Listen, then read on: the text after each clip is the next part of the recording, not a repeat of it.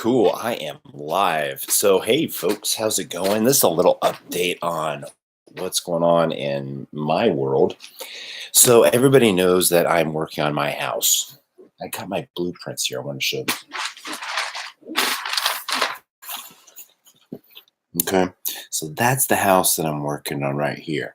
Um, Added a pergola, which is the little deck thing right here. And this right here, right there, that's the addition that I've added, right? So we got that going on. And my mom just had knee surgery. So if you guys have ever had knee surgery or back surgery, I've had back surgery 5 times. It's pretty intense. Knee surgery, boy, and my mom is a lot older, is pretty painful. So currently, I'm helping my mom out with that. Everything happens for a reason. Um, she's doing really well. She's able to take care of herself. She's got her entire family here at her house. So as a family, we're just helping each other out, and we're just very lucky to have each other. Because when I can't help her, my wife helps her, and likewise. And then also my daughter's here.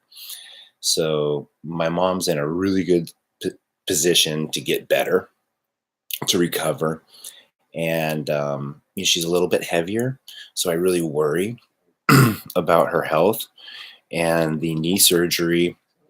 I put on the live chat if you guys want to, I don't know, join in, ask a question. Um, I was really worried about my mom getting the knee surgery because of the fact that she's a little bit heavier, but boy, she is strong. I mean, she's on that walker.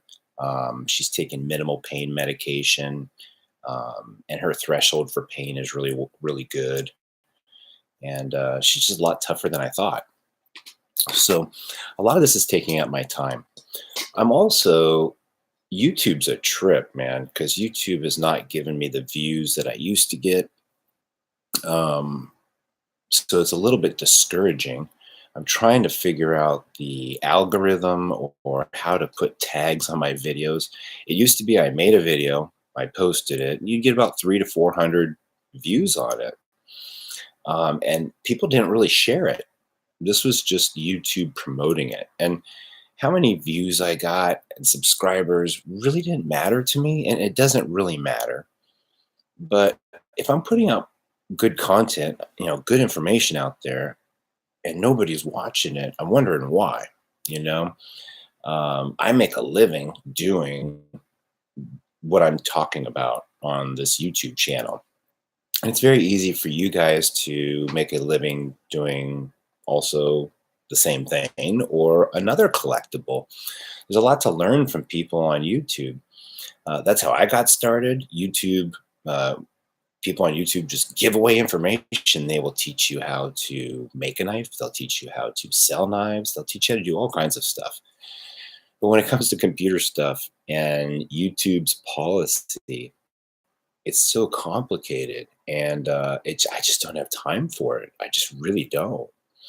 And it's like this video. I'll be lucky if it gets maybe 50 views. Which, in all honesty, is not my subscribers, which I don't understand. It used to be where my subscribers, it would get promoted like that. It's like the bell doesn't work anymore. I just don't get it. I don't know. My channel's not very political. I guess I lean a little bit right, but anybody that knows my life, I mean, from the outside and how I live my life, you wouldn't know who I am or what I do, or um, my videos are family friendly. So I don't know. I used to do some gun videos, but I'm in California now, so I really can't go shooting anywhere. So I'm not like, just because I shoot guns doesn't mean I'm a gun guy or a knife guy. I don't understand that. So just I'm just whatever. So maybe YouTube will figure this out. I hope they do. I'm going to keep making videos though as I get time. And like I said, and the blueprints. These are the blueprints of the house. It will. It tells you everything. It gives you a layout of the property. Um, every step of construction, it talks about what type of hardware to use, all kinds of stuff. Calculations like how big of an air conditioning unit do you need? How many vents do you need? This blueprint that was made up by an architect tells you that, and it's awesome. You just have to follow the rules, follow the directions, right? So anyway, that's what's going on. What's my daily carry? For those of you that stuck around, you're obviously knife folks. So because I'm not that interesting of a dude, I'm still carrying this Klein. It is such a great little knife. Now, I used it for a day of painting, and this is professional level painting that I was doing. So this was an 8-hour day, and I was taping off. I think I taped off 4 rooms, 8 windows, and I was also masking off the deck, which is the floor for you non-military folks. And I used this knife pretty much all day. It was starting to get dull towards the end. All right. And that kind of sucked, honestly, because I really needed a sharp knife to to cut the flooring. So, and it's 440C steel. If I was a professional painter and I needed a knife every day, I don't know. You'd have to resharpen it at lunchtime to make it throughout the day. And that's the disadvantage of a 440 blade. Now the advantage of a 440 blade is that you can grab your sharpener real quick, typically diamond, right? Got your blue side, your red side. You're gonna place it right there. You can give it a few strokes. Remember, you never roll it off, because if you roll it off, you're gonna ruin that tip, right?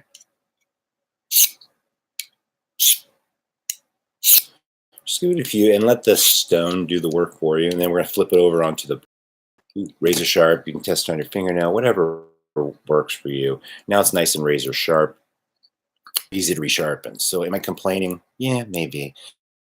You could resharpen it at lunch, and you could utilize this knife as a professional painter. I'm not a big fan. I do like the box cutters that I carry in my maintenance bags when I'm working, but the blade just doesn't have the beef behind it. And what I like about this is I can control the depth I cut, right? So if I'm cutting flooring and I don't want to go through and destroy the hardwood floor below it, I can hold the knife like this, see? And I can just grab whatever I'm cutting.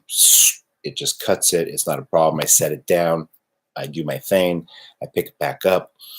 It can also do some really heavy work like that, and cut even heavier stuff like cardboard. So it's really nice. And look how small it is and thin, right? And it's really shiny. See how shiny that is? So when you set it down, it really sticks out. I mean, it really sticks out. I can just put it down. I look down. I can always find it because it's as shiny as a mirror. See? So it would require maybe a midday sharpening, but this knife would do it. Now, if you don't want to do a midday sharpening and you're a professional contractor or a painter or whatever, and you want a knife that's going to make it throughout the day, go to a 154 CM steel or an S30V. And there are, as for the newer metals that are coming out, I don't know. I like the 150. I love 154. I think it resharpens very easy, and it really makes for a really good knife. Hey, thanks for the thumbs up. I appreciate that. I look like hell. I'm wearing. This is my. I'm getting ready for everything. This is my childhood now painting shirt. Okay. It's just been a hell of a week with helping my mom and all that. But I feel great because I'm helping my mom, and it's working. She's getting better. So that's why I keep carrying this knife. So for me, it's great. Like tonight, I'm going to be painting a church, and I just can't stop because it's such good money. It really is. If you know how to do things quickly, you can really make a lot of money being a contractor. I was going to get out of the Navy and be an inspector or something like that. But I get to work with my best friend too. So it's like, hey, meet me after 4 and we'll paint for 3 or 4 hours. All right, cool. And he's got a machine. And for me, I'm a big guy, you just pick up these machines, you just do what you need to do. And 3 hours later, you're done. And man, these folks, $5 a square and being out here in California, it's awesome. It looks like my connection is going to be all right. Are you guys back? All right. Sorry about that. It looks like my connection is going to go in and out. It's like 5:53 here. And for some reason in this city environment, it gets kind of messed up. But I could highly recommend a 440C steel. Okay. And this is made in Japan. And so this is pretty high quality. Okay. But that's why I keep going back to that knife. I really do. And I do this for a living now. I am retired, but I do it for extra money. And I do it so I'm trying to produce better content for you guys. I'm making a knife room. It's almost done. It's going to be amazing. My knife room is going to be awesome. It's going to have beams going through it. I just finished painting it flat, white whisper, white. So you have a non-reflective room, which is bright. And then I'm going to put some beams in there, right? And some little accent lighting. And then all my knife stuff is going to go in there. And watch that, transfer that to your own that out if you choose to. It does require it someplace, right? So, hey, Tap, what's going on? I'm at work. We'll definitely check it out after. Good to see you. Hey, thanks. I really appreciate that, man. I'm so proud of her. She's doing good. We're praying for her, and she's just doing awesome. She's right over there. I'm taking care of her. She's awesome. I'm doing what I need to do, right? And she's done that for me too. When I had my back surgery, she let me stay here. She took care of me because I had to come to California to have the back surgery. Now we're fortunate enough to live in California where we have access to really good health care. I'm very fortunate. Thank you so much. That's how we are, man. That's taking care of mom. That's what you do. You don't question it. There's rules to life, and you follow them unquestionably. And as long as you do that, you have a moral code that makes you feel confident. If you don't have a moral code, and you don't really have you know, you sit here and try to make decisions. You're always debating yourself. There's no reason to debate yourself. We all know what a good moral code is, how to be a man. We used to have something called Little House on the Prairie. Good show. Really good show for men to watch. I really like that show. I always liked, Mr. Ingalls, his calm nature. Now some people would think that that's mansplaining or whatever. But his job was to, when you live in an environment like that where men were necessary, his calmness was necessary. His confidence and his ability to soothe his family emotionally with that calmness. He might be panicking on the inside, but he would not show that to his family. And just an amazing show that showed a whole generation of young men how to be men. And I know you can learn it from a TV show, but while that same show was on TV, you had Oprah saying it's okay. You have one life to live. Get a divorce. Screw kids. She never got married. Weird, huh? She never got married. She never really did anything with her life in that aspect. And you can see that that's lacking in her life. You can see that through her opinions on many things that she's lacking. So, oh, that's it. My connection is unstable again. Back again. We're probably going to get cut off. I'm sorry. I keep babbling. But I keep doing yoga. That's what keeps me in shape. I had a few comments about that. That someone said, dude, you look like a Navy SEAL or something. The shirt I wore was not a Navy SEAL shirt. It's a Vans shirt. I am not a Navy SEAL. So I do not want to mimic those great people that do incredible things for our country. No, that's a Vans shirt. I am not a Navy SEAL. But I do stay in shape doing yoga. I like it. I love it. I've had so many back surgeries. And this last one almost pushed me over the edge emotionally.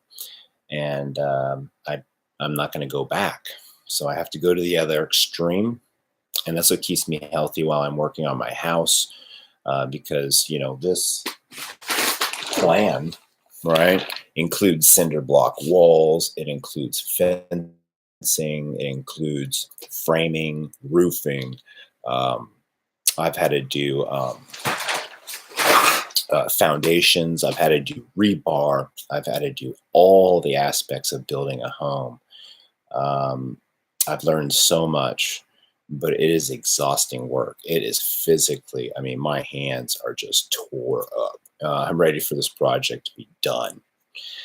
But on top of that, it's my mom too. And who else will know? I mean, I miss my knives. I need to get this knife room up and running and start my knife business back up, my knife collecting hobby up again. I don't have a knife business. Because everything that I get, I give back. Everything.